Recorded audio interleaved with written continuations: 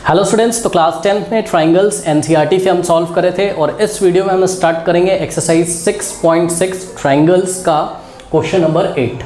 तो सर इसके पहले के पार्ट्स मुझे कहाँ मिलेंगे बच्चों? जाइए नीचे कमेंट सेक्शन में मैंने कमेंट पिन किया हुआ है, उस पिन कमेंट में रीड मोर पे आप क्लिक करोगे, पूरा सिलेबस खुल के आ जाएगा, फिजिक्स, केमिस्ट्री, मैथमेटिक्स और साथ में आपको एनसीईआरटी एग्जाम्पलर के भी लिंक वहाँ पर बच्चों मिल जाएंगे। बहुत ही ईजिली आप अपना सिलेबस वहाँ से कर सकते हो। ये नए बच्चों के लिए मैं बता रहा हूँ, पुराने बच्चों को तो पता ही है कि नीचे बच्चों कमेंट सेक्शन में मैं पूरा सिलेबस कमेंट करके पिन कर देता हूँ उसे। तो जो पिन कमेंट है उसको चेक करिए, वहाँ पे आप ट्राइंगल्स एनसीईआरटी पे यदि क्लिक करोगे तो ट्राइंगल्स एनसीईआरटी का लिंक खुल के आ जाएगा। और अगर आप RD Sharma, triangles RD Sharma से मैंने पढ़ा है, वहाँ क्लिक करोगे तो आरडी शर्मा का भी लिंक खुल के आ जाएगा। तो अब ज़्यादा बात नहीं करते हैं, ये स्टार्ट करते हैं बच्चों। क्वेश्चन नंबर 8 लेते हैं। ये कौन सा है? ये आपका एक्सरसाइज 6.6 जो कि ऑप्शनल है, उसका क्वेश्चन नंबर 8 है। ठीक है, क्या कहता है? कहता है two chords A B and C D of a circle intersect each other at the point P when produced outside the circle। Okay, तो देखिए यहाँ पर फिगर आपकी बुक में बना हुआ है, फिर भी मैं आपके सामने बनाऊंगा यहाँ पर फिगर को। देखिए एक सर्कल दिया हुआ है, कह रहा है two chords A B and C D. ठीक है, दो कॉर्ड्स हैं ए बी और सी डी। तो ध्यान से चेक करिए जरा, दो कॉर्ड्स हैं हमारे पास। लेट अस से ये कॉर्ड है आपके पास A B, chord A B है ये सर्कल की। ओके, और दूसरी कॉर्ड है हमारे पास, लेट अस से कॉर्ड सी डी। ओके, तो ये वाली कॉर्ड है हमारे पास C D, chord C D. तो ए बी और सी डी को जो प्रोड्यूस किया जाता है, ठीक है, मतलब आगे बढ़ाया जाता है, तो ये कहाँ पे मीट करती हैं? पॉइंट पी पे। ओके, तो ये देखिए ए बी को हम प्रोड्यूस कर रहे हैं, ये ए बी को हमने प्रोड्यूस किया और ये हमने सी डी को प्रोड्यूस किया, करेक्ट। तो ये इंटरसेक्ट कर रहे हैं ये वाले पॉइंट पर, इस पॉइंट का नाम हमने पी रख दिया। डायग्राम मैंने इसलिए बनाया बिकॉज आपको ये डायग्राम नहीं भी दिया रहेगा तब भी आपको बनाना आना चाहिए। तो ये आपके पास एक फिगर ऐसा बन के आ गया। अब अगर हम B को D से ज्वाइन कर दें, ओके, B को D से ज्वाइन कर दें और अगर हम A को C से ज्वाइन कर दें यहाँ पर, ठीक है, तो ध्यान से चेक करिए आपके पास A B D C। Okay, अगर मैं क्लॉकवाइज चलूँ तो ये A B D C ये एक साइक्लिक कोऑर्डिनेटर है। ओके, देखिए स्टूडेंट्स, B को हमने D से ज्वाइन किया, A को C से, तो हमारे पास एक कोऑर्डिनेटर आ गया A B D C। Okay, ध्यान से पढ़िए ए बी डी सी, ये कोऑर्डिनेटर आपको दिखाई पड़ रहा है और ये साइक्लिक कोऑर्डिनेटर है। साइक्लिक कोऑर्डिनेटर क्या होता है? देखिए साइक्लिक कोऑर्डिनेटर एक ऐसा कोऑर्डिनेटर होता है जिसके चारों वर्टेक्स कहाँ पे लाई करते हैं? सर्कल की बाउंड्री पे। ओके, तो ये देखिए ये कुछ इस तरीके का, ये भी एक साइक्लिक कोऑर्डिनेटर है। देखिए ये वाला वर्टेक्स, ये वाला वर्टेक्स और ये वाला वर्टेक्स और ये वाला वर्टेक्स, सपोज ये पी क्यू आर एस, ठीक है, ये एक साइक्लिक कोऑर्डिनेटर क्योंकि इसके vertex P Q R S चारों वर्टेक्स कहाँ लाई कर रहे हैं? सर्कल की बाउंड्री पे। ओके, तो इस क्वेश्चन को करने से पहले बच्चों अभी हम देखेंगे हमको क्या प्रूफ करना है, बट उससे पहले मैं आपको एक बात बताना चाहता हूँ। साइक्लिक कोऑर्डिनेटर की प्रॉपर्टी होती है, क्या प्रॉपर्टी होती है साइक्लिक कोऑर्डिनेटर की? ध्यान से चेक करिए, अगर हम साइक्लिक कोऑर्डिनेटर की किसी भी साइड को एक्सटेंड करें, ठीक है, तो जैसे कि हमने ये देखिए पी क्यू को आगे एक्सटेंड किया या प्रोड्यूस किया आगे, ठीक है, तो जो एक्सटीरियर एंगल होता है, ओके स्टूडेंट्स ध्यान से चेक करिएगा, जो एक्सटीरियर एंगल होता है, एक्सटीरियर एंगल का मतलब समझो जरा बात को। देखो पहले तो आप एक्सटीरियर एंगल समझो क्या होता है। एक्सटीरियर मतलब बाहर का एंगल। जैसे कि मान लीजिए ये देखिए कोई कोऑर्डिनेटर है आपके पास और हमने ये वाले साइड को ऐसे प्रोड्यूस किया, तो ये वाला जो एंगल होगा ये बाहर का एक्सटीरियर एंगल कहलाएगा। पसंद नहीं? तो अगर ये एक्सटीरियर एंगल है बच्चों, ठीक है, तो इसके ये देखिए इसके जस्ट ये साइड वाला ये इंटीरियर एंगल है, ये भी इंटीरियर एंगल है और ये भी इंटीरियर एंगल है। लेकिन ध्यान से चेक करिए, अगर ये एक्सटीरियर एंगल है, ठीक है, तो ये इंटीरियर है, बट ये वाला जो एंगल है जहां मैंने स्टार लगाया है, ये कौन सा एंगल है? ये इंटीरियर ऑपोजिट एंगल है। कौन सा एंगल है ये? ऑपोजिट इंटीरियर एंगल है ये, ठीक है। अब मैं फिर से एक बार दिखा रहा हूं, बहुत ध्यान से देखिएगा। देखिए बात समझिए जरा, मान लीजिए कि आपके पास कोई कोऑर्डिनेटर है, कोई भी कोऑर्डिनेटर हो सकता है। देखिए ये कोऑर्डिनेटर है आपके पास, ठीक है, इसका नाम रख दो सपोज एम एन आर और एस, ठीक है। तो हमने क्या किया? आर एस को आगे प्रोड्यूस किया, ठीक है। ये वाला जो एंगल है ये क्या है? Exterior angle. ये जो एंगल इतना आपको दिख रहा है ये क्या है? Exterior angle. और एक्सटीरियर एंगल के बगल में ये हो गया इंटीरियर एंगल, लेकिन इसके जस्ट ऑपोजिट वाला ये वाला एंगल क्या हो जाएगा? ये हो जाएगा आपका ऑपोजिट इंटीरियर एंगल। कोई डाउट है बताइए? ये हो गया आपका कौन सा angle? Opposite interior angle. Okay, और तो स्टूडेंट्स ये थोड़ा सा कनेक्शन चला गया था यहाँ पर। अब देखिए मैं क्या बता रहा था, मैं बता रहा था कि कोई कोऑर्डिनेटर है अगर आपके पास, ये देखिए ऐसे, ठीक है, तो इस कोऑर्डिनेटर के अगर किसी भी साइड को आप प्रोड्यूस करोगे, मान लो हमने ये वाले साइड को प्रोड्यूस किया, मान लो इसका नाम है एम एन और आर एस। ओके, तो एम एन को अगर हमने प्रोड्यूस किया तो ये वाला जो एंगल है ये एक्सटीरियर हो गया, ठीक है, इसके जस्ट ये जो साइड में, इसके जस्ट ये जो साइड में इंटीरियर हो गया और इसके जो ऑपोजिट हो गया, ये वाला एंगल क्या कहलाएगा? Opposite interior angle. ओके, बात समझ में आई? तो देखिए किसी साइक्लिक क्वाड्रिलेटरल में क्या होता है कि जो एक्सटीरियर एंगल होता है वो किसके इक्वल होता है? Exterior angle of a cyclic quadrilateral is equals to the opposite interior angle. Okay, मतलब कोई साइक्लिक क्वाड्रिलेटरल होगा उसमें ये जो एक्सटीरियर एंगल होगा ना, ये अपने बगल वाले के नहीं, ना ना ना, ये तो इंटीरियर है, इंटीरियर के जस्ट ऑपोजिट वाला इंटीरियर एंगल, ये वाला, तो ये एंगल जो होगा वो इसके इक्वल होगा। इसी तरीके से अगर हम यहाँ पे इस साइड को SR को प्रोड्यूस करें तो ये एक्सटीरियर एंगल होगा, ये अपने बगल वाले को छोड़ के, मतलब ये वाला नहीं, ये इंटीरियर एंगल नो, इसकी बात नहीं करेंगे, इसको छोड़ के इसके जो ऑपोजिट एंगल होगा ये इसके इक्वल होगा, तो ये वाला एंगल इसके इक्वल होगा। बात समझ में आई कि नहीं आई? इसी को हम कौन सी प्रॉपर्टी बोलते हैं? साइक्लिक क्वाड्रिलेटरल की बहुत इंपॉर्टेंट प्रॉपर्टी है, इस क्वेश्चन में लगेगी। क्या प्रॉपर्टी है? Exterior angle of a cyclic quadrilateral is equals to the opposite interior angle. Okay, तो ये प्रॉपर्टी सभी बच्चे नोट कर लें। अब देखिए, जैसे कि मान लीजिए ये एक साइक्लिक क्वाड्रिलेटरल है, ठीक, तो इस साइक्लिक क्वाड्रिलेटर में ये वाला जो एंगल है इतना, ये क्या है? एक्सटीरियर एंगल है, तो ये किसके इक्वल होगा? ये इंटीरियर, इसके इक्वल नहीं होगा, बल्कि इसके जो ऑपोजिट एंगल है इसके इक्वल होगा। तो exterior angle is equals to what? Exterior angle of a cyclic quadrilateral is equals to opposite interior angle. बात समझ में आई ये प्रॉपर्टी? अब ये प्रॉपर्टी अगर समझ में आ गई तो ये क्वेश्चन बहुत ही ईजिली हो जाएगा। देखिए कैसे हो जाएगा ईजिली। आपकी बुक में अगर आप ध्यान से चेक करें तो गैप बहुत छोटा छोटा है इस फिगर में, और यहाँ बोर्ड में भी ऐसा लग रहा है, लेकिन आपको बहुत ध्यान से ज़रा चेक करना है, ठीक है? अब इस फिगर को आप देखिएगा तो बहुत ध्यान से देखिएगा कैसे हम लोग करेंगे इसमें। देखिए आपको प्रूफ करना है ट्राइंगल PAC, तो ध्यान से करिए, ये जो PAC दिखाई पड़ रहा है आपको, PAC is similar to what? Triangle PDB। तो PAC को सिमिलर करना है हमको किसके? PDB के। ओके, तो ये हमें सिमिलर करना है। देखिए यहीं से हमको हिंट मिल जा रहा है स्टूडेंट्स, बात कर रहा है किसकी? PAC की, यानी कि जो एंगल A है वो किसके इक्वल होना चाहिए? एंगल D के। कौन से दो ट्राइंगल लेने हैं आपको? ट्राइंगल तो दिख रहा होगा ना, PAC ये छोटा वाला ट्राइंगल और PDB ये बड़ा वाला ट्राइंगल। तो PAC उन्होंने बोला है PAC सिमिलर टू PDB, यानी कि जो एंगल A हो वो किसके इक्वल हो जाए? D के। तो ध्यान से चेक करो, ये जो एंगल A है वो क्या है? वो साइक्लिक क्वाड्रिलेटरल ABDC का एक्सटीरियर एंगल है कि नहीं है? ध्यान से चेक करो। हाँ, क्यों है एक्सटीरियर एंगल? क्योंकि ध्यान से चेक करिए, अगर मैं इस फिगर को आपको ठीक से बना के दिखाऊं तो देखिए ये जो साइक्लिक क्वाड्रिलेटरल है कौन सा? ABDC। क्यों साइक्लिक क्वाड्रिलेटरल है ये? क्योंकि इसके सभी वर्टेक्स कहाँ लाई कर रहे हैं? सर्कल की बाउंड्री पे, ठीक है? वर्टेक्स A भी सर्कल की बाउंड्री पे, वर्टेक्स B भी सर्कल की बाउंड्री पे, वर्टेक्स D भी सर्कल की बाउंड्री पे, वर्टेक्स C भी सर्कल की बाउंड्री पे। तो ABDC क्या है? एक साइक्लिक क्वाड्रिलेटरल। ABCD नहीं है इसका नाम, नो नो, ये ABDC है। ध्यान से चेक करो, A के बाद B आ रहा है, B के बाद D आ रहा है, D के बाद C आ रहा है। बात समझ में ही नहीं है? तो इसमें अगर हम साइड BA को एक्सटेंड करें, प्रोड्यूस करें आगे, देखो BA को या AB को हमने आगे प्रोड्यूस किया, तो जब हमने इसको ऐसे करके आगे प्रोड्यूस किया तो ये वाला जो एंगल है यही तो एक्सटीरियर एंगल होगा, क्योंकि इतना एंगल जो है वो इस क्वाड्रिलेटरल के बाहर आ रहा है। तो ये वाला जो एंगल है यानी कि एंगल PAC, ध्यान से चेक करिएगा स्टूडेंट्स, एंगल PAC ये इक्वल होगा किसके? ये अपने बगल वाले के इक्वल नहीं होगा, ना ना ना, ये इंटीरियर के इक्वल नहीं होगा, ये इंटीरियर के जस्ट ऑपोजिट वाले इंटीरियर के इक्वल होगा, यानी कि इसके इक्वल होगा। यानी कि ध्यान से चेक करिएगा, angle PAC is equal to what? Angle PDB, angle PDB। और रीजन क्या लिखोगे आप?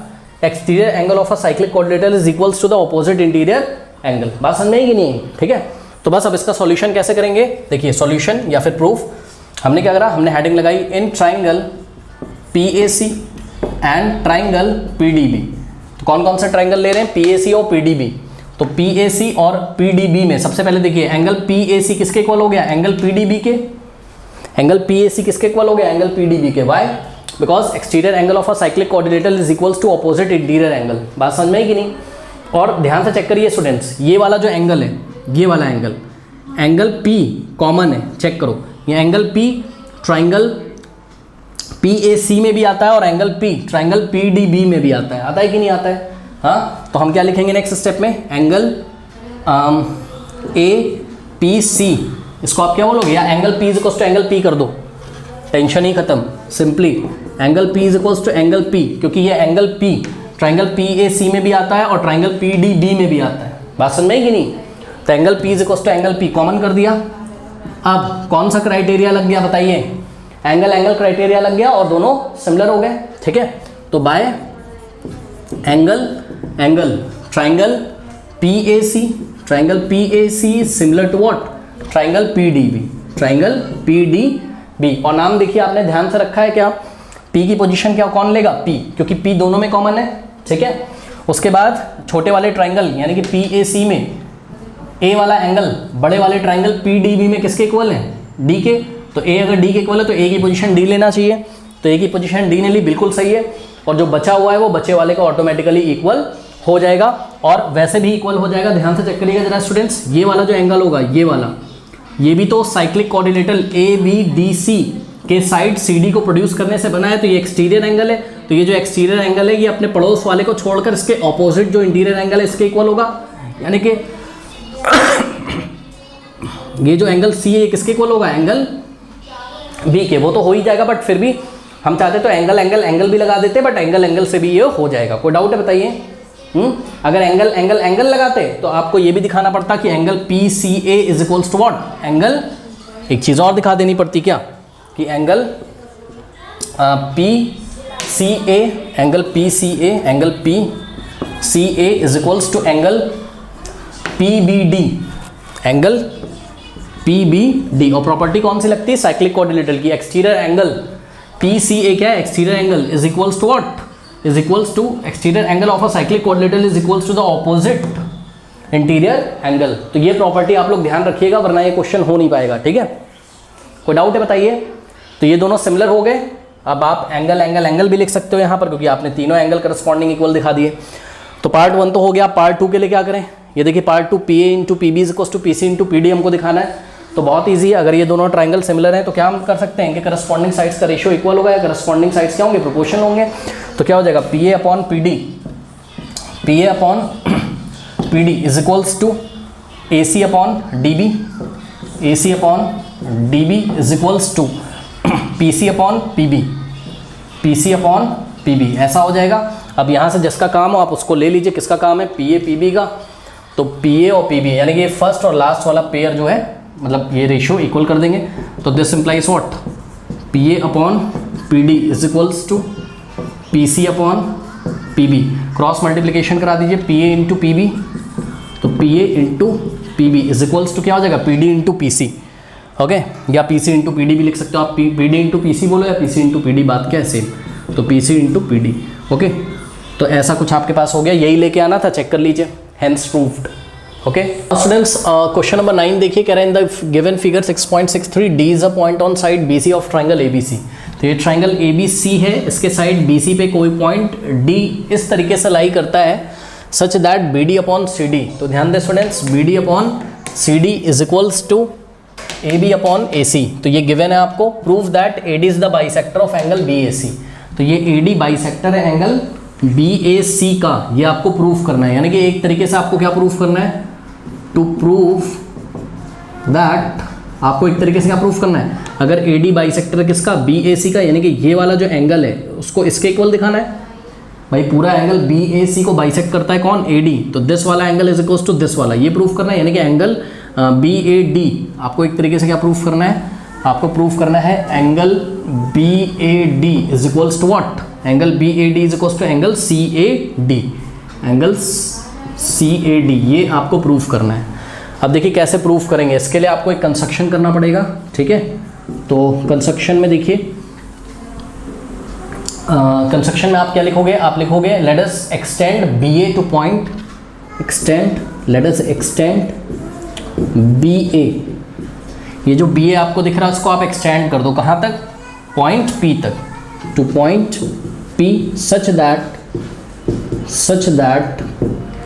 AP is equals to AC, such that AP is equals to AC। तो ये कंस्ट्रक्शन आपको करना पड़ेगा। मतलब समझो, देखो हमने क्या किया, ध्यान से चेक करिए, हमने क्या किया, हमने ये जो BA है इसको हमने एक्सटेंड कर दिया आगे, तो ये हमने इसको एक्सटेंड करा आगे BA को, और इस तरीके से एक्सटेंड किया, मतलब कि जितना AC है उतना ही AP हो जाए। BA को हमने पॉइंट P तक एक्सटेंड किया, ये suppose point P, such that AP is equals to what, AC हो जाए, ठीक है। तो ये AP का लेंथ किसके इक्वल है, AC के इक्वल है, and join point P to point C, और P को C से ज्वाइन कर दीजिए, P को C से ज्वाइन कर दीजिए,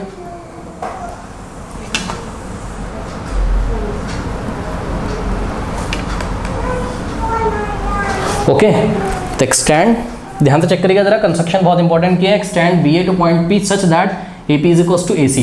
तो ये बी ए को हमने पॉइंट पी तक, ये वाला पॉइंट पी है, ये पॉइंट, ये वाला कौन सा पॉइंट है, पी। तो ये जो बी ए था आपका, बी ए को आपने पॉइंट पी तक इस तरीके से एक्सटेंड किया है कि जो ए पी का लेंथ है वो किसके इक्वल हो जाए, ए सी के, यानी कि A P is equals to what, A C by the construction, A P is equals to A C. और आगे लिखिए and join point P to point C to get PC। P को C से हमने ज्वाइन कर दिया। Okay, कोई दिक्कत है बताइए।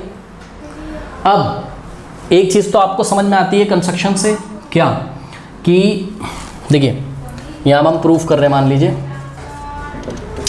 देखिए स्टूडेंट्स, अगर AP किसके इक्वल है, AC के, तो ये वाला जो एंगल है, ये वाला एंगल, ये वाला एंगल, ये एंगल इसके इक्वल हो जाएगा कंस्ट्रक्शन से। कैसे?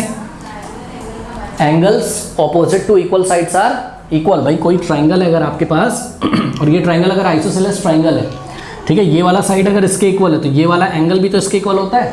तो ध्यान से चेक करो, यहाँ से खड़े होकर चेक करो ना, ऐसे खड़े होकर, ऐसे खड़े होकर चेक करो, तो ध्यान से चेक करो, ए पी किसके इक्वल है, ए सी के, तो ये वाला एंगल इसके इक्वल होगा कि नहीं होगा।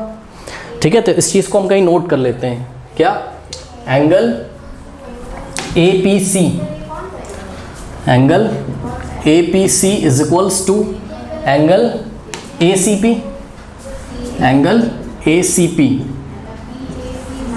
Angles opposite to equal sides are equal, angles opposite to equal sides are equal. ठीक है, क्योंकि AP किसके इक्वल था, AC के, कंस्ट्रक्शन से। ओके, तो ये बात हो गई। अब क्या करें, अब ओके, क्या कर सकते हैं। अब देखो बच्चों, ध्यान से चेक करिए जरा, हमको गिवन क्या है, हमको गिवन है BD upon CD is equals to AB upon AC, ये हमको गिवन है, करेक्ट। अब यहाँ से हम एक काम कर सकते हैं, ध्यान से करिएगा, क्या गिवन है हमको, BD अपॉन DC या BD अपॉन CD, आप कुछ भी बोलो, तो BD अपॉन DC बोलो चाहे BD अपॉन CD बोलो, बात क्या same. BD upon DC is equals to what, is equals to BA upon AP आ जाए अगर किसी तरीके से, तो AD पैरेलल हो जाएगा किसके, PC के, bye the converse of BPT। Okay, तो ध्यान से चेक करिए, BA की जगह अब हम लोग को क्या लिखना है, BA की जगह हम लोग क्या लिख सकते हैं, AP लिख सकते हैं क्या कहीं से, नहीं, तो AC की जगह हम लोग क्या लिख सकते हैं, AC की जगह तो हम लोग AP लिख सकते हैं ना कंस्ट्रक्शन से। तो नेक्स्ट स्टेप में हमने क्या किया, हमने लिखा BD upon CD is equals to AB upon AC की जगह हम लोग AP लिख सकते हैं, since AC is equals to AP by construction. Check कर लीजिए कंस्ट्रक्शन से AC का जो लेंथ है वो किसके इक्वल है, AP के इक्वल है। ठीक, तो हमने क्या किया, हमने AC की जगह AP लिख लिया। अब क्या हो गया, ध्यान से करिए, अब देखिए BD upon DC is equals to BA upon AP हो गया कि नहीं, BD upon CD is equals to AB upon, भाई इस चीज़ को आप ऐसे भी तो लिख सकते हो, देखो इसको आप ऐसे भी तो लिख सकते हो, BD अपॉन DC, CD को आप DC लिख सकते हो, BD upon DC is equals to AB को आप BA लिख सकते हो, BA अपॉन AP। अब आप चेक करिए, यहाँ से चेक करिए, BD upon DC is equals to BA upon AP हो गया कि नहीं हो गया, हाँ।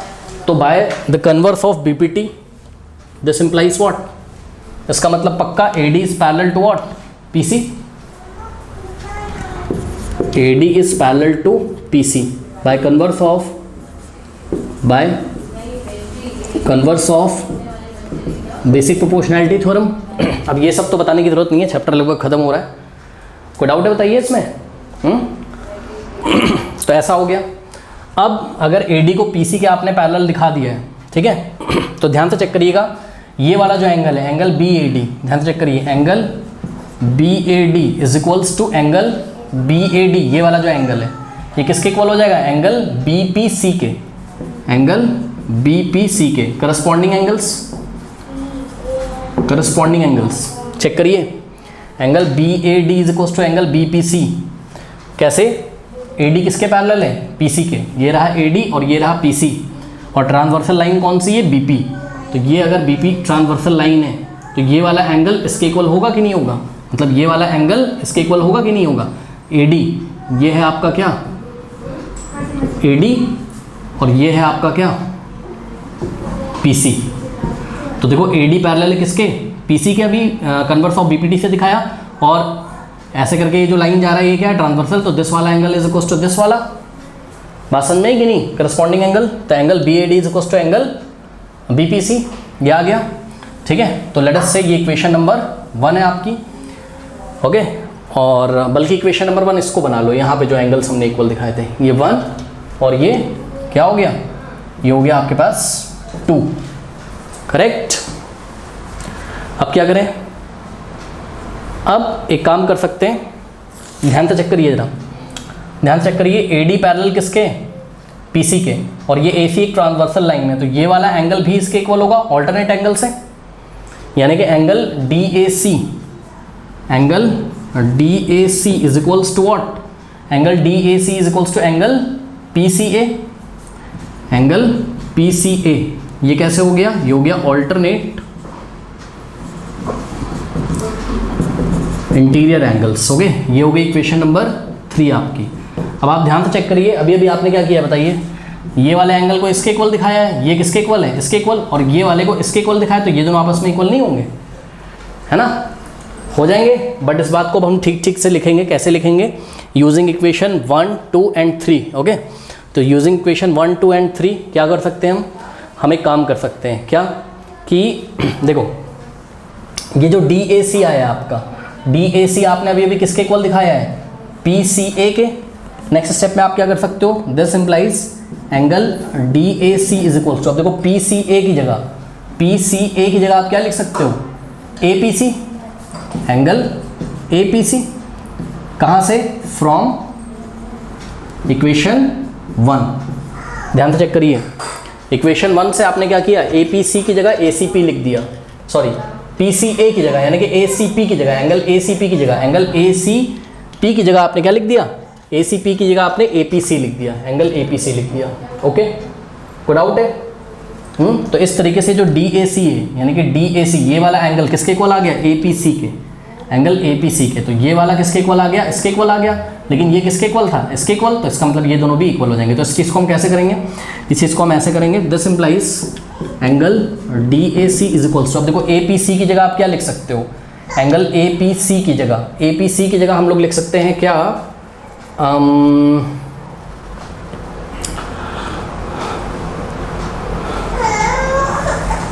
ओके, APC की जगह, ये APC की जगह हम लोग BPC भी लिख सकते हैं कि नहीं बताइए, एंगल APC की जगह हम लोग एंगल BPC भी लिख सकते हैं, जो APC वही BPC है। ध्यान से चेक करिए, जितना एंगल APC है उतना ही एंगल BPC है कि नहीं है बताइए, ठीक। फिर नेक्स्ट स्टेप में क्या किया हमने, angle DAC is equals to, अब BPC की जगह आप क्या लिख सकते हो, BPC की जगह आप BAD लिख सकते हो, एंगल BAD, क्यों, क्योंकि ये जो था आपका BPC ये किसके इक्वल था, BAD के करस्पॉन्डिंग एंगल से। तो इक्वेशन नंबर 2 से हमने क्या किया, यहाँ पर BPC की जगह हमने क्या लिख दिया, BAD, और लिख दिया यहाँ पर किससे लिखा हमने, फ्रॉम इक्वेशन 2, ओके। तो ये आ गया आपके पास क्या बताइए, एंगल DAC। ध्यान से चेक करिए, angle DAC is equal to क्या आ गया, एंगल BAD, तो ये वाला एंगल इसके इक्वल हो गया, यही प्रूफ करना था हमको। तो फाइनली अब हम एक बात लिखेंगे क्या, कि hence AD is the bisector, hence AD is the bisector of angle BAC, okay, hence proved, कर लीजिए। पर 10 that is the last question, ठीक है। थोड़ा सा अटपटा क्वेश्चन है, क्वेश्चन में नहीं लिख रहा हूँ मैं, पढ़ के डायग्राम बना रहा हूँ। कह रहा है कि Nazima is fishing in a stream, okay. तो कोई स्ट्रीम है, मतलब पानी वानी है, उस पर नज़ीमा क्या करता है, फ्लाई फिशिंग का मतलब समझ रहे हो ना, जो कांटा नहीं फेंकते हैं उसको फ्लाई बोलेंगे, ठीक है, बात समझ में आई। देखो समझो जरा बात को, जो कांटा होता है आगे जहाँ से मछली फंसती है उसको फ्लाई बोल रहे हैं लोग, ठीक है। तो कह रहे हैं the tip of her fishing rod is 1.8 metre above the surface. तो देखो जरा बात समझो, देखो ये हमने क्या बनाया, वाटर सरफेस बनाया है। डायग्राम इसमें बहुत इंपॉर्टेंट है स्टूडेंट्स, ये हमने वाटर का सरफेस बनाया, ठीक है। तो ये वाटर का सरफेस है, और ये नज़ीमा जो भी है, नज़ीमा नहीं है, नाजिमा है, नज़ीमा बोल रहा हूँ मैं इसको। तो नाम में क्या रखा है, देखो ज़रा, ये नाजिमा यहाँ पे बैठी हुई है, ठीक। तो यहाँ पे नाजिमा बैठी हुई है, ये उसके हैंड है, ठीक। और ये ऐसे इसने, ये रॉड है, ठीक है। तो ये रॉड है आपकी, सपोज रॉड को हम R और D से दिखा रहे हैं, ये रॉड है और रॉड की लेंथ मैंने तो दी नहीं है। कह रहा the tip of her fishing rod is 1.8 metre above the surface. अच्छा, इतना तो आपको पता होगा कि ये अगर रॉड है तो यहाँ पुली लगी रहती है बच्चों, एक पुली पे से स्ट्रिंग होके जाती है, ठीक है। तो ये पुली पे से ऐसे स्ट्रिंग होके जा रही होगी और ऐसे पानी में यहाँ पे फ्लाई होगा, यहाँ पे क्या होगा, फ्लाई, मतलब जहाँ मछली फंसेगी। तो अगर आप देखें the tip of her fishing rod is 1.8 metre above the surface of the water. Okay, the tip of her fishing rod, देखो रॉड कहाँ से कहाँ तक है बच्चों, R से लेके D तक ये रॉड है और रॉड का टिप क्या होगा बताओ, रॉड का टिप, ये होगा रॉड का टिप। तो रॉड का जो टिप है वो सरफेस से कितनी ऊंचाई पे, 1.8 मीटर पे। पढ़ो the tip of her fishing rod is, मतलब फिशिंग रॉड, ये जो RD रॉड है फिशिंग रॉड, इसका जो टिप है पॉइंट R पे, ये RD ये सब मैं रख रहा हूँ अपने मन से, नाम बुक में नहीं लिखा हुआ है तो आप देखते चलिए, ठीक है। तो the tip of her fishing rod, तो ये रॉड का टिप ये रहा पॉइंट R पे, it is 1.8 metre above the surface of the water. तो सरफेस ऑफ द वाटर से ये कितना ऊंचाई पे है, 1.8 मीटर, ठीक है। तो जो भी डिस्टेंस होती है वो हमेशा बच्चों परपेंडिकुलर होती है। कैसी होती है, हमेशा परपेंडिकुलर। तो हम क्या करेंगे, पॉइंट R से एक परपेंडिकुलर ड्रॉ करेंगे, किस पे, वाटर के सरफेस पे। तो ये वाटर का सरफेस है, यहाँ पे हमने एक परपेंडिकुलर ड्रॉ किया, ठीक है। तो ये है आपकी टिप, क्या है ये, tip of the point R, क्या है, टिप ऑफ द रॉड है, ठीक। और ये वाटर सरफेस से कितनी ऊंचाई पे, 1.8 मीटर पे, ठीक है। तो ये जो सपोज ये जो परपेंडिकुलर हमने ड्रॉ किया है इसका नाम रख दो RM, ठीक है। तो ये परपेंडिकुलर हमने सरफेस पर ड्रॉ किया है RM, और ये जो RM है स्टूडेंट्स ये 1.8 मीटर है। RM कितना है, 1.8 metre, because tip of the rod is 1.8 metre above the surface of the water. Okay, उसके बाद क्या कह रहा है आगे पढ़ते हैं जरा। कह रहा है कि and the fly at the end of the string rest. अब देखो यहाँ से बच्चों ये पुली लगी होगी, यहाँ से स्ट्रिंग ऐसे जाएगी और ये स्ट्रिंग जो जाएगी इस स्ट्रिंग के एंड पे फ्लाई होगा जहाँ पे मछली फंसेगी। ओके, तो कह रहा है कि and the fly at the end of the string rest on the water 3.6 metre away and 2.4 metre from a point directly under the tip of the rod. Okay, फिर से पढ़ते हैं।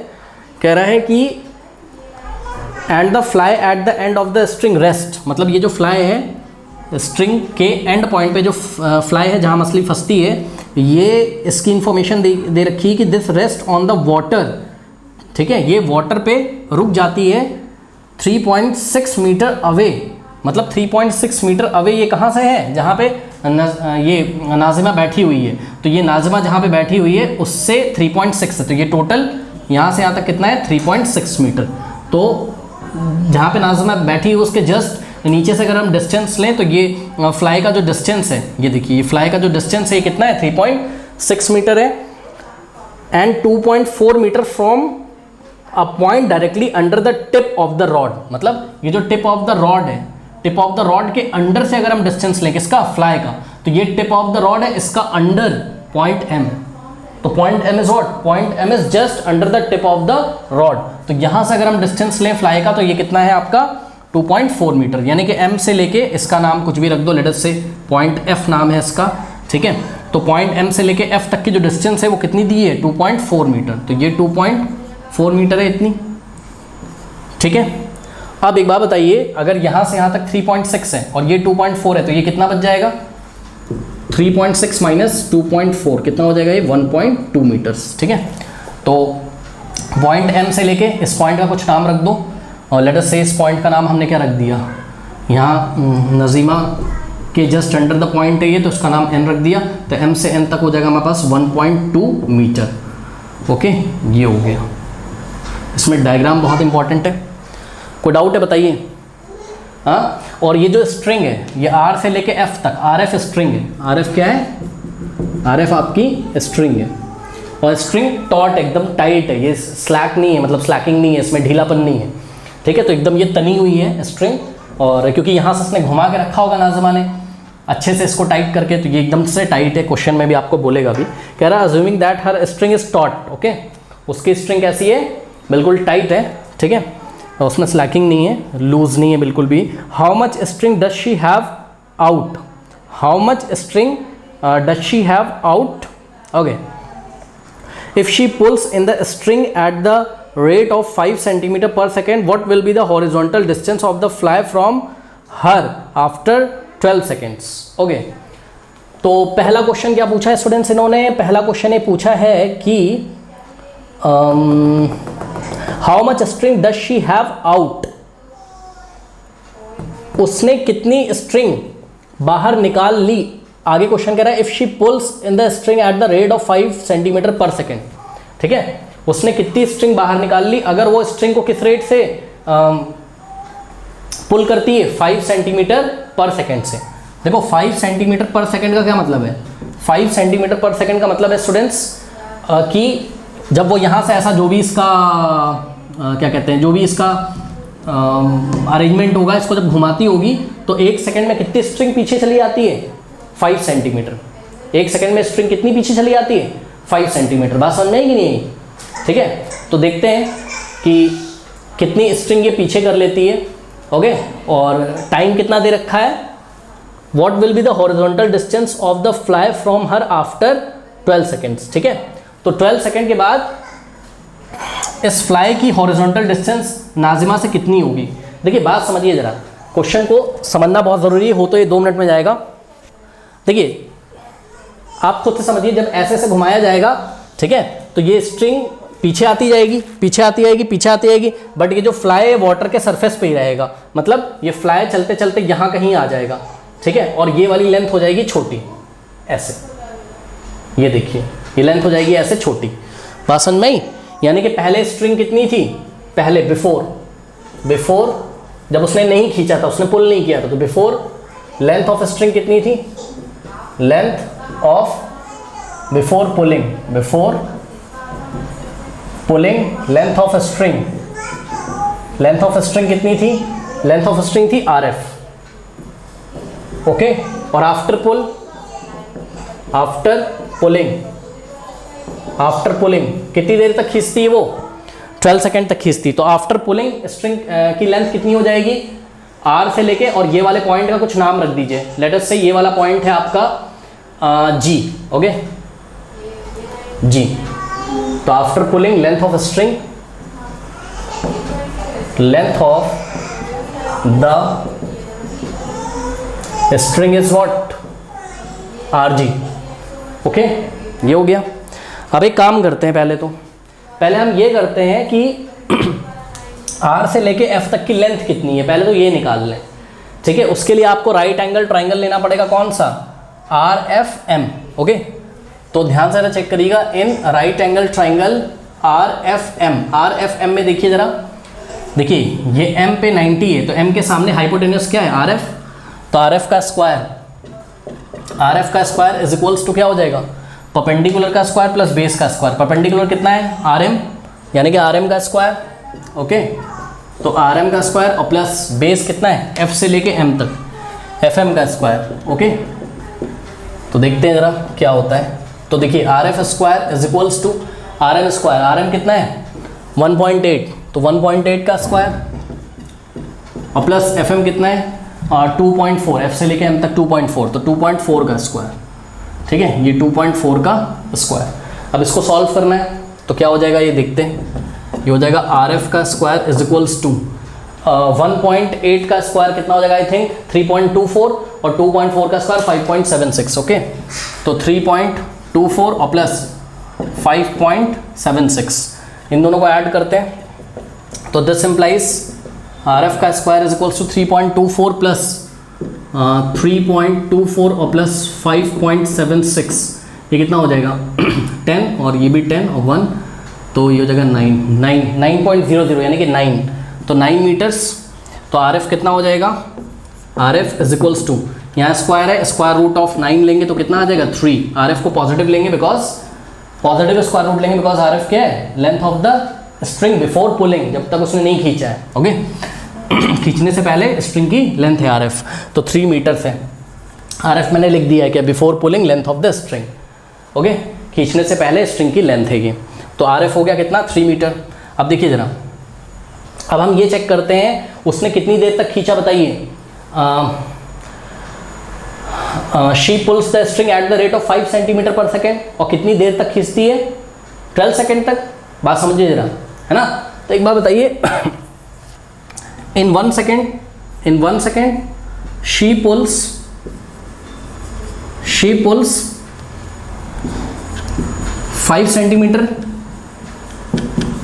लेंथ ऑफ स्ट्रिंग की कितनी length को वो खींच लेती है 1 सेकेंड में, 5 सेंटीमीटर। क्वेश्चन में दिया हुआ है, चेक कर लीजिए, 5 सेंटीमीटर पर सेकेंड के रेट से वो खींचती है, यानी कि 1 सेकेंड जब उसने यहाँ से चैनल जो भी होगा उसको घुमाया होगा अगर, तो 5 सेंटीमीटर स्ट्रिंग ऐसे हो गई होगी, और ये जो फ्लाई है खिसक के इधर आ गया होगा। ऐसे खिसकते खिसकते 12 सेकेंड तक ये सपोज पॉइंट जी पे पहुंच जाता है। 12 सेकेंड में कितनी लेंथ वो खींच लेगी, आइए निकालते हैं। तो अगर 1 सेकेंड में 5 सेंटीमीटर लेंथ ऑफ स्ट्रिंग वो पुल कर लेती है, तो इन 12 सेकेंड्स शी विल पुल कितना, बताइए। 5 को क्या करें, 1 सेकेंड में अगर 5 सेंटीमीटर तो 12 सेकेंड में कितना होगा, 12 इंटू 5, यानी कि 12 इंटू 5 कितना हो जाएगा, 60 सेंटीमीटर। 60 सेंटीमीटर को मीटर में चेंज करिए, 100 से डिवाइड लगाओ तो 60/100 कितना हो जाएगा ये, 0.6 मीटर। ठीक है, तो 12 सेकेंड में 0.6 मीटर लेंथ वो क्या करेगी, पुल कर लेगी। तो बताइए कितनी लेंथ रिमेनिंग रहेगी, टोटल लेंथ कितनी है बिफोर पुलिंग, आर से लेके एफ तक 3 मीटर, और कितना पुल कर लिया उसने 12 सेकेंड में, 0.6 मीटर। ठीक है, तो कितना रिमेनिंग लेंथ हुआ बताइए। 3 में से 0.6 को माइनस कर देंगे, ये इतना रिमेनिंग है ना, आरजी कैसे निकलेगा, मतलब कि आरजी क्या है, length of the string, length of the string after 12 seconds is equals to, total कितनी थी बिफोर पुलिंग जब उसने नहीं खींचा था 12 सेकेंड पहले, RF, यानी कि RF में से क्या माइनस करना पड़ेगा हमको, कितनी पुल कर ली उसने 12 सेकेंड में, 0.6 मीटर। तो RF माइनस 0.6 मीटर, तो कितना हो जाएगा, RF कितना था 3, तो 3 माइनस 0.6 कितना हो जाएगा 2.4 मीटर्स। ओके, यानी कि अब ये जो आपको R से G तक स्ट्रिंग दिख रही है, इसकी लेंथ कितनी है, इसकी लेंथ है 2.4 मीटर। तो ये RG आपका कितना आ गया, 2.4 मीटर। कोई डाउट है बताइए, हाँ कोई डाउट है। अच्छा, इन्होंने जो पहला क्वेश्चन पूछा था आपसे, how much string does she have out, तो देखिए पीछे क्या आंसर आ रहा है, 0.6 मीटर। देख लीजिए एक बार एनसीईआरटी में, क्योंकि देख लें किस हिसाब से क्वेश्चन पूछ रहे हैं, कितना उसने खींचा 12 सेकंड में, क्या यही पूछ रहे हैं, कोई आंसर आ रहा है ऐसा 0.6 मीटर। ध्यान से चेक करिए जरा, अभी हम इसको आगे भी करेंगे सॉल्व।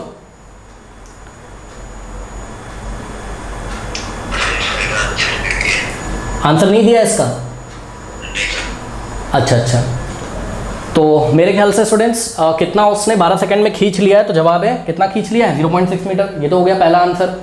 अब उन्होंने क्या बोला आगे क्या बोला था, finally if she pulls in the string at the rate of 5 centimetre per second, what will be the horizontal distance of the fly from her after 12 seconds. ठीक है, तो 12 सेकेंड के बाद फ्लाई यहाँ पर है, देखिए पॉइंट जी पे, यहाँ पे फ्लाई है, fly after what, after 12 seconds. ठीक है, तो ये फ्लाई अब नाजिमा से कितनी दूरी पे है ये आपको निकालना है, यानी कि जी से लेके एन तक का डिस्टेंस आपको निकालना है। अब आपका टारगेट क्या है, अब आपका टारगेट है जीएन को निकालना।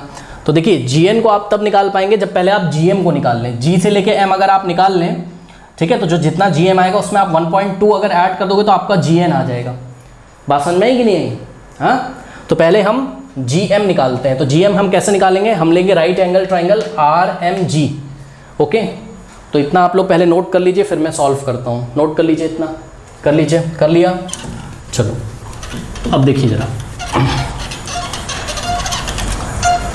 तो in right angle triangle RM और G, ओके, RMG में ध्यान से चेक करिए, ये 90 के सामने क्या है, 90 के सामने आपका RG, तो आर जी का square is equals to R M का स्क्वायर प्लस जी एम का स्क्वायर।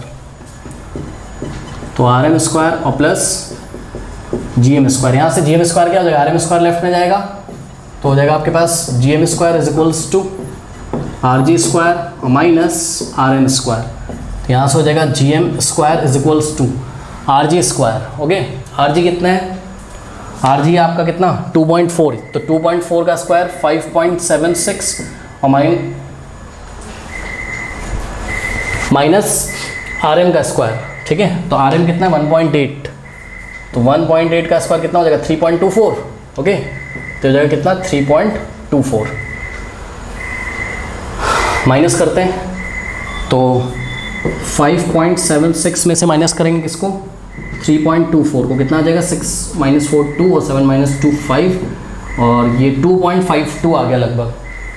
ओके, तो ये आ गया कितना G M square is equals to 2.52, तो स्क्वायर हटाओगे तो यहाँ स्क्वायर रूट लगेगा, तो 2.52 का अगर हम लोग स्क्वायर रूट लें, ठीक है, तो ये आपको लेना पड़ेगा खुद से 2.52 बिकॉज परफेक्ट स्क्वायर नहीं, तो ये लगभग आ जाएगा 1.587। ओके, तो ये आ जाएगा 1.587। ओके, ये लॉन्ग डिवीजन मेथड से लेंगे मीटर, तो जीएम कितना आ गया 1.587, तो जीएम आ गया 1.587 metres. Okay, now horizontal distance of the fly, अब हम फाइनल आंसर करते हैं क्या, horizontal distance of the fly, horizontal distance of the fly from what, from where, from Nazima या Nazima जो भी, from Nazima after 12 second is given by, हाँ भाई फ्लाई कहाँ पर है, यहाँ पर है, और यहाँ से लेके हमको n तक की डिस्टेंस निकालनी है, यानी कि G M plus M N, तो जी एम और plus M N. G M कितना आया है, जी एम आया है हम लोगों का 1.587 और प्लस एम एन कितना है, एम एन है 1.2, तो ये कितना हो जाएगा, इसको ऐड कर लो 1.587 और प्लस 1.2, तो 7 ऐसे ही आएगा, 8 ऐसे आएगा, 5 + 2 7 और 1 + 1 2, 2.787। ओके, तो ये आ गया कितना 2.787। इसको अगर राउंड ऑफ करोगे तो ये अप्रॉक्सीमेटली इक्वल आ जाएगा किसके, अप्रॉक्सीमेटली इक्वल का साइन है ये 2. लास्ट में क्या है 7 जो कि 5 से बड़ा है, तो 8 की जगह हम 9 कर देंगे, 2.79 मीटर। तो this is your final answer. Okay, 2 questions उन्होंने पूछे थे। शुरू में उसने ये पूछा था क्या कि how much string does she have out, तो उसने कितनी स्ट्रिंग बाहर निकाली 0.6 मीटर, कितने सेकंड में 5 सेकंड में। ये पहला आंसर था, क्योंकि 1 सेकंड में 5 सेंटीमीटर निकालती थी, तो 12 सेकंड में कितना 60 सेंटीमीटर, 60 सेंटीमीटर मीन 0.6 मीटर, तो 0.6 मीटर स्ट्रिंग उसने बाहर निकाली है, पहला आंसर है। उसके बाद उसने क्वेश्चन पूछा था what will the horizontal distance of the fly from her after 12 seconds, तो answer is the horizontal distance of the fly from her after 12 second is 2.79 metres. Okay, तो पहले फ्लाई ये नाज़िमा से हॉरिजॉन्टल डिस्टेंस कितने distance पे था 3.6 पे, अब कितने पे हो गया 2.79 मीटर्स पे। ओके, क्योंकि जैसे जैसे वो यहाँ से जो भी इसका व्हील लगा होगा उसको जब घुमा रही होगी, तो ये जो फ्लाई है खिसकता होगा पानी के सरफेस पे, ऐसे ऐसे इसकी नाज़िमा की तरफ आता होगा। ठीक है, और ये लेंथ भी छोटी होती जाती होगी। बात समझ में आएगी नहीं? ठीक है, तो इस तरीके से हम करेंगे। तो ये स्टूडेंट्स ट्राइंगल्स फिनिश हुआ। ओके, नेक्स्ट चैप्टर्स के साथ हम आपसे मिलते हैं। कोऑर्डिनेट ज्योमेट्री वैसे तो मैं आर डी शर्मा से करा चुका हूँ, पर फिर भी अब मैं एनसीईआरटी से स्टार्ट कराऊंगा और एनसीईआरटी एग्जाम्पल कंप्लीट कराऊंगा। तो चाहते हैं तो कमेंट सेक्शन में दिए गए लिंक्स को चेक करना ना भूलें। और चलिए फिर मिलते हैं नेक्स्ट वीडियो में, तब तक के लिए पढ़ते रहिए, बढ़ते रहिए। All the best.